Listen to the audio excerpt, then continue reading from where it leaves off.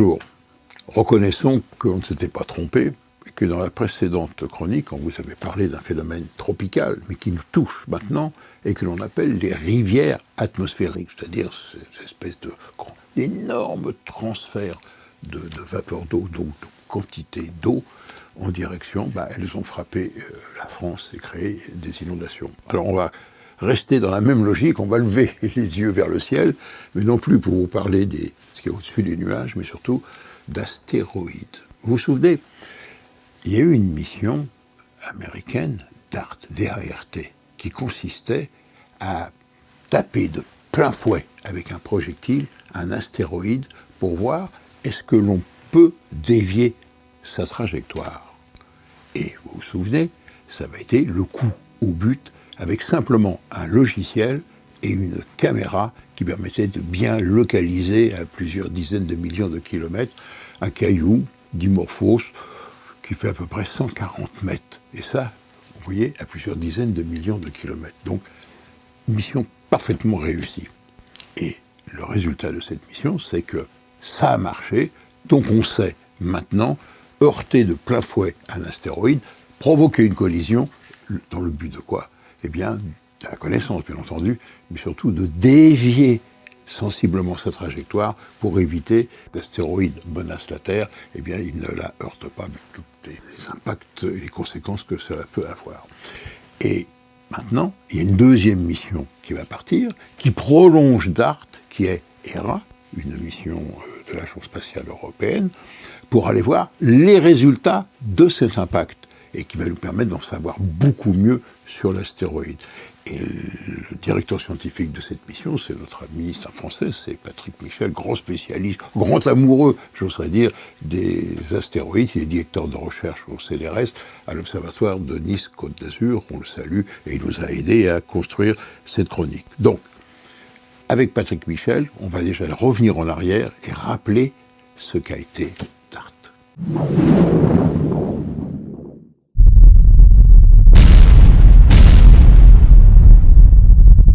DART, ça veut dire quoi ? Eh bien, ça veut dire fléchette. Et oui, on a envoyé une sonde d'une demi-tonne à 24 000 km/h, après un voyage de 11 mois, pour aller percuter, mission suicide, un gros caillou, un caillou de 160 mètres, c'est pas négligeable tout de même, et qui s'appelle Dimorphos.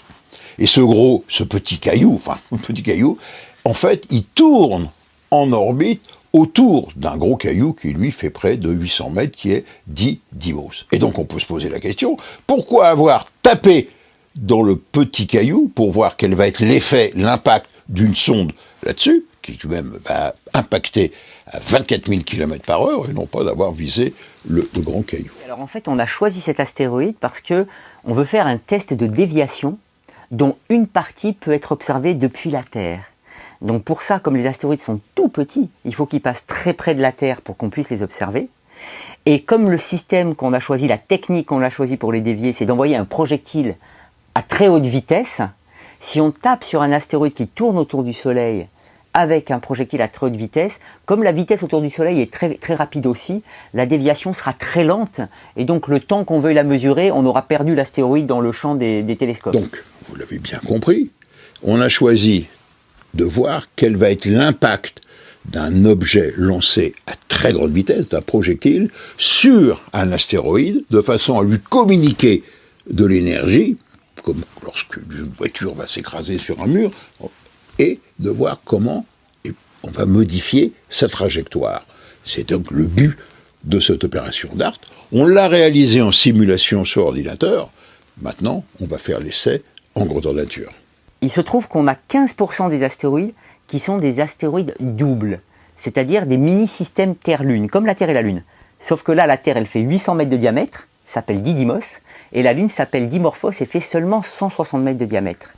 Et donc ce petit astéroïde va passer près de la Terre. Dimorphos, la petite lune, elle tourne en 12 heures autour de son corps principal, à une vitesse de seulement quelques dizaines de centimètres par seconde. Donc quand on envoie un projectile à 24 000 km/h sur une lune qui a une vitesse d'à peine 20 cm par seconde, la déviation de sa trajectoire autour du corps principal est quasiment instantanée.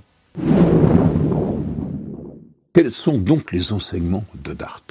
Moi, je vais dire, ça fonctionne, ça marche. On est capable aujourd'hui d'envoyer un paquet d'instruments à plusieurs dizaines de millions de kilomètres de la Terre et de taper une cible extrêmement petite, comme un astéroïde, c'est-à-dire un grain, une petite poussière, dans l'ensemble de l'univers, et à l'aide d'un logiciel et simplement d'une caméra, de faire la différence entre l'astéroïde et le reste des corps qui tournent autour.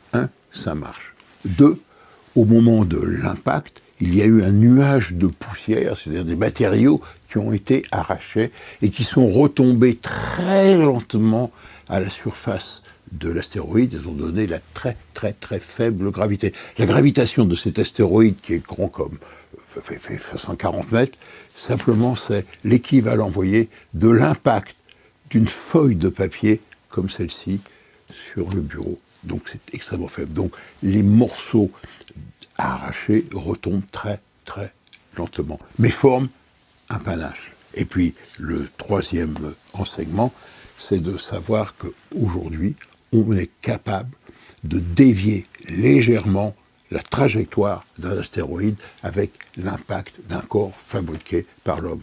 Parce que c'est le but de cette mission, DART et maintenant Hera, c'est le programme de l'Agence spatiale européenne Space Safety qui en dit long, c'est-à-dire comment dévier des astéroïdes qui menacent de rencontrer la Terre avec des catastrophes évidemment qui seraient cataclysmiques et qui l'ont été déjà dans le passé.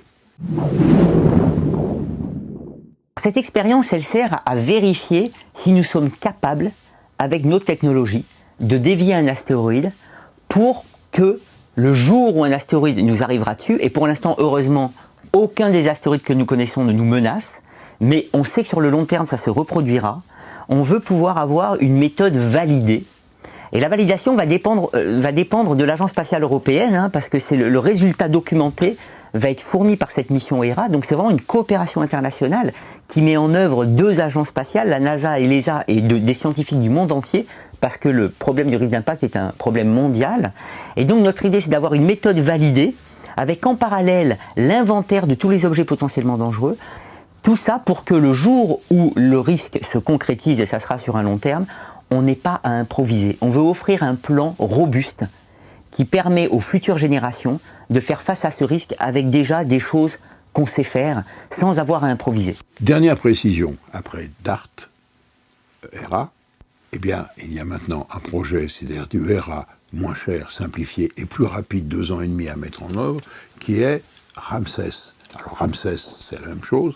On va aller non plus vers ce petit astéroïde, on va aller vers un géocroiseur qui va nous menacer, qui s'appelle Apophis, parce qu'il va passer à moins de 30 000 km de la Terre, c'est-à-dire en dessous de l'orbite des gros satellites géostationnaires de télécommunications. Et donc, il présente une menace pour la Terre. Et donc l'idée, c'est d'envoyer un engin qui va aller se satelliser autour d'Apophis et l'accompagner dans sa trajectoire lorsqu'il va se rapprocher de la Terre.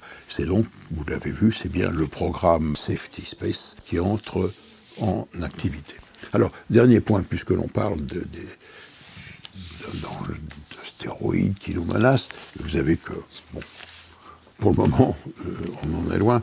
Une dernière information a été donnée, il y a un astéroïde de la taille d'un bus, c'est-à-dire une dizaine de mètres, qui va accompagner la Terre pendant 53 jours, c'est-à-dire que la Terre va avoir on appelle ça un satellite, une mini-lune. Alors, précisons bien les choses, Patrick Michel nous a fait le point, déjà, c'est classique, la Terre dans son cortège autour du Soleil, avec elle, il y a des petits cailloux qui tournent. En fait, ils ont été déviés, capturés par la gravitation de la Terre, ils sont satellisés autour de la Terre parce qu'ils sont sur des orbites instables, et puis après vont à nouveau s'échapper, et donc, allez, adieu, on ne les reverra pas. Alors précision que ça s'est produit à plusieurs reprises, que depuis 2001, il y a eu 5 mini-lunes comme ça, qui ont été en orbite autour de la Terre, on ne les a pas vus. Pourquoi on ne les voit pas? Parce qu'ils sont extrêmement petits, et puis ils n'émettent pas de lumière,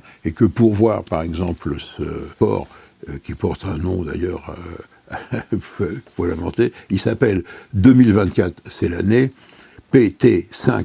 Il va donc se rapprocher de notre planète, il va se satelliser pendant 53 jours, et puis à la mi-novembre, je vous le répète, il va partir.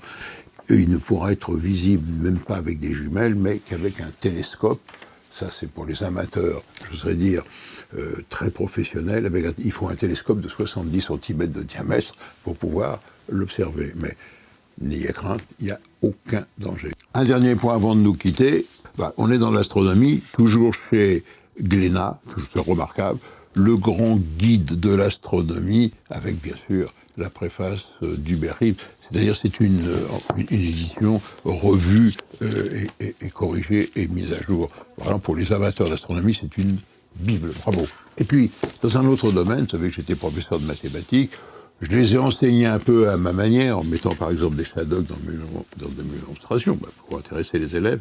Et là, je salue et j'applaudis, on aura l'occasion d'en reparler, une mathématicienne, c'est Claire Lemay, elle était prof de maths comme moi, et c'est les mathématiques, regardez, c'est les mathématiques au jardin.